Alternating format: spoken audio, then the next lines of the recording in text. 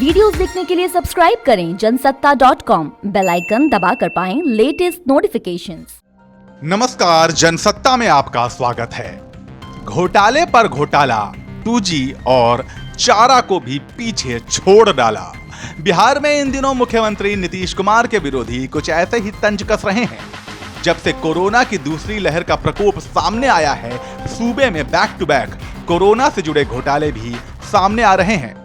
आइए जरा एक एक करके उन पर गौर फरमा लेते हैं। जांच किट कम, जांच हुई ज्यादा। दूसरे राज्यों में जहां एंटीजन टेस्ट किट की कम आपूर्ति कोरोना टेस्टिंग में कमी की वजह बनी, वहीं बिहार के मुजफ्फरपुर ने रिकॉर्ड बनाते हुए उपलब्ध कराई गई एंटीजन टेस्ट किट से कहीं ज्यादा की टेस्टिंग का चमत्कार कर दिखाया। रिपोर्ट्स के मुताबिक बोचहां प्राथमिक स्वास्थ्य केंद्र को 4,350 किट निर्गत हुए।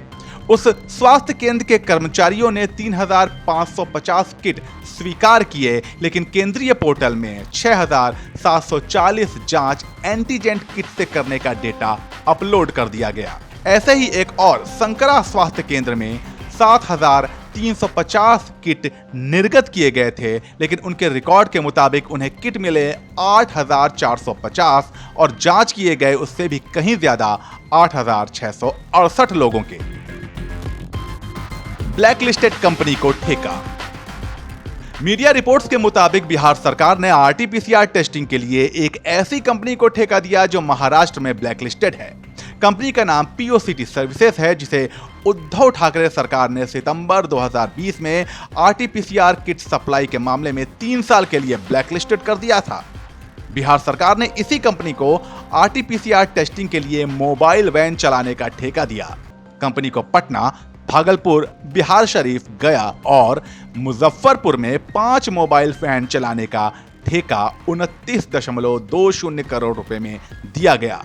मगर विशेषज्ञों का मानना है कि टेस्टिंग की व्यवस्था के लिए प्रति वैन में सिर्फ 2 करोड़ का खर्च आएगा और 10 करोड़ में टेस्टिंग के लिए 5 आरटीपीसीआर वैन तैयार हो जाएंगी। इसी तरह सरकार को 2 से 250 रुपए में मिलने वाली जांच किट को जोड़ दें तो करीब 10 करोड़ रुपए का खर्च इस पर बैठता है। इस तरह से ऐसे पूरे सेटअप के लिए 20 करोड़ का खर्च आएगा और 3 महीने में करीब 4 लाख आरटीपीसीआर जांच हो भी जाएगी, यानी कि 9 करोड़ से ज्यादा की रकम का गड़बड़झाला। टारगेट के नाम पर नियमों की अनदेखी। बिहार सरकार ने जिस कंपनी को आरटीपीसीआर टेस्टिंग के लिए मोबाइल वैन चलाने का ठेका दिया है, उसे पटना, भागलपुर, बिहार शरीफ, गया और मुजफ्फरपुर में 5 मोबाइल वैन चलाने और हर आरटीपीसीआर वैन को प्रतिदिन 1000 टेस्टिंग करने का टारगेट दिया है। अब खबरें आ रही हैं कि टारगेट को पूरा करने के लिए कभी सरकारी कर्मचारियों को टेस्टिंग के लिए जबरन बुलाया जाता है, तो कभी दिशा निर्देशों का उल्लंघन करते हुए वैक्सीनेशन सेंटर के बाहर जाकर टेस्ट किया जा रहा है।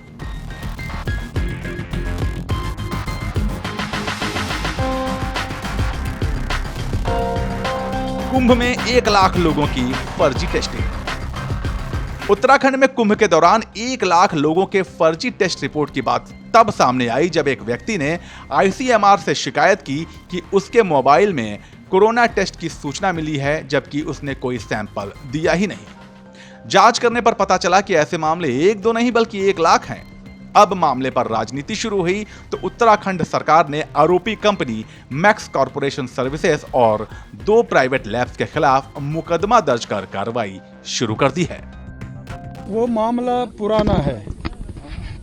मैं मार्च में आया हूँ। वो मामला बहुत पुराना है और जब मैंने इसकी छानबीन की, मैं दिल्ली में था, मुझे जानकारी मिली है कि ऐसा, लेकिन उस पर तो पहले ही हम जांच बिठा चुके हैं। मैं आते ही उस पर जांच बिठाया हूँ और मैं चाहता हूँ उसका दूध का दूध, पानी का पानी हो जाए। जिसने भी एक गड़बड़ी की होगी, ये मैंने कहा कि मेरे समय पहले का है, लेकिन जांच हमने कर रहे हैं। जो भी दोषी पाया जाएगा उसके खिलाफ सख्त से सख्त कार्रवाई होगी।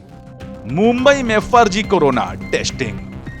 उधर मुंबई के कांदीवली इलाके में स्थित पॉश हीरानंदानी हेरिटेज सोसाइटी में बेहद चौंकाने वाला मामला सामने आया, जहां 30 मई को सोसाइटी ने एक वैक्सीनेशन ड्राइव का आयोजन किया। इस सोसाइटी में 390 लोगों को वैक्सीन लगा, लेकिन 390 में से किसी को भी वैक्सीन से होने वाले साइड इफेक्ट के लक्षण नहीं दिखे। इतना ही नहीं, सभी से 1260 रुपए लिए गए, जिसकी रसीद भी नहीं दी गई। कुछ दिनों बाद कुछ लोगों को अलग अलग तारीखों के सर्टिफिकेट जारी हुए। इन सर्टिफिकेट पर अलग अलग अस्पतालों के नाम लिखे हुए थे।